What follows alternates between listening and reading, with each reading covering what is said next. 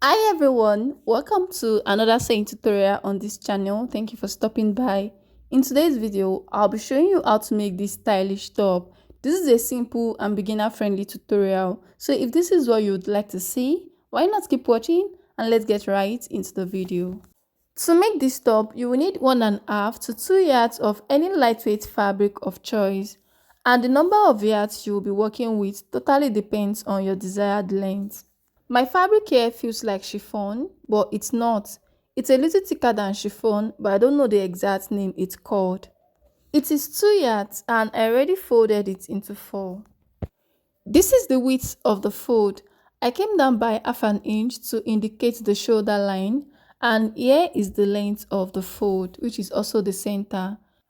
Now this top has a seam at the center, so for that I'll go in by 1/4 inch for the seam allowance. You can also mark half an inch. I'll mark that all the way to the hem, then connect the point into a straight line. And all the measurements will be taken after the straight line. On the shoulder line, I'll take the neck measurement. The width I'm working with is 3, while the depth for the back is 1.5. The front is a V neckline, so I'll come down by 7, then connect each point back to the neck width.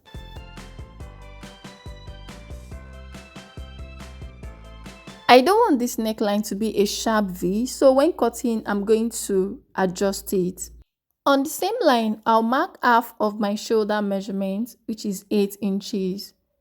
Then from that point, I will measure my sleeve length plus 1 inch hem allowance. I want my sleeves to be 14 inches long plus 1, that's 15. Now the total width of this fold is 23 inches. From this point, come down by 1 to 1.5 inches to slope your shoulder, then connect the point back to the neck width.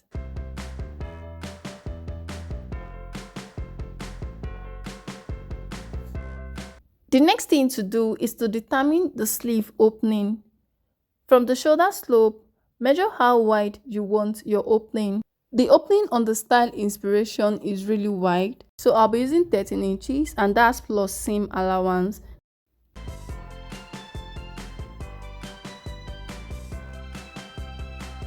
From where the sleeve opening stops, I'll go in by 2 inches and connect the point.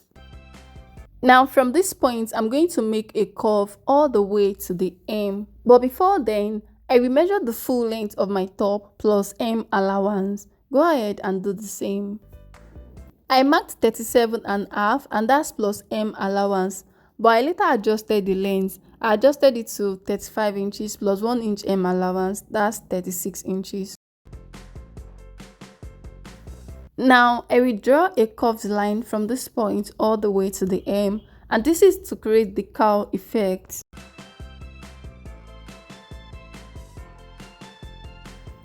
I will also reconnect these two lines with a curve. From my shoulder line at the center, I will come down by 22 inches. That is where I want the opening to start from. Now for this, you can use your shoulder to your waist measurement or whatever measurement you are comfortable with. So guys, this is all for the drafting. I'll go ahead to cut on the lines.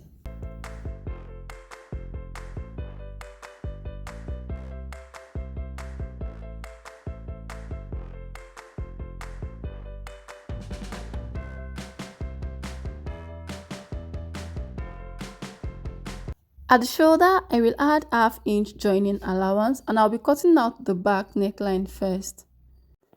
Before I cut the front neckline, I'll cut through the center so as to separate the back piece.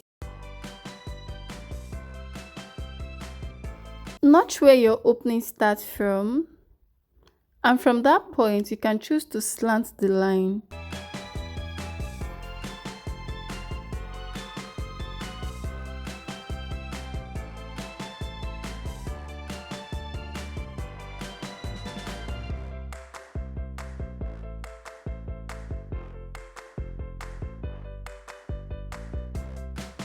Remember I said I don't want my neckline to be a sharp V? This is me adjusting it. After cutting, the next thing to do is to start stitching, and the first part I'll stitch is the center. I'll stitch and stop exactly where I notched earlier. I'll stitch the back piece same way. This is the front piece afterwards.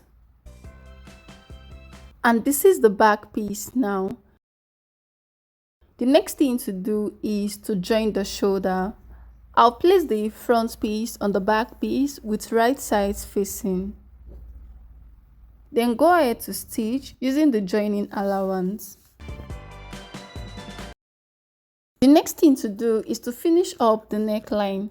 I will cut out a strip from one of the pieces I cut off from the cuff. You can use bias or cut out facing to finish up your neckline, okay? I'll stitch this piece round the neckline, then I'll turn it to the wrong side and use hemming gum to hold it down. Afterwards, I will also stitch the hem of the sleeve using the hem allowance. So I turned the piece to the wrong side after stitching, and before using hemming gum to hold it in place, I folded in the edge once and stitched round, then I used hemming gum to hold it in place.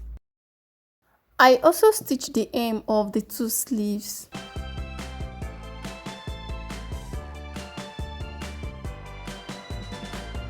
The next thing to do now is to close the side. I'll be using half an inch to do that. And after closing the side, I will also fold in the hem of the opening. I will double fold it and stitch down. At this point, I have closed the side and also stitched the hem of the opening.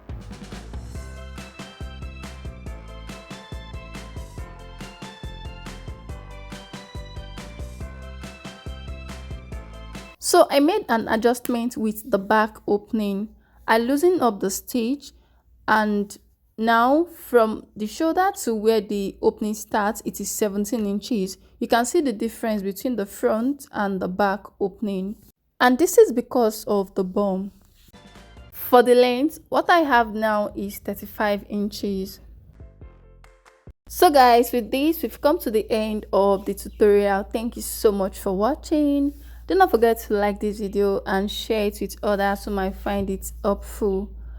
Also, I want to say a very big thank you to everyone. We recently hit 50,000 subscribers, and I'm truly grateful for every view, every like, every comment, every share.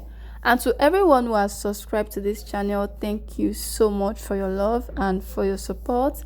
God bless you. I'll see you in my next one. Bye.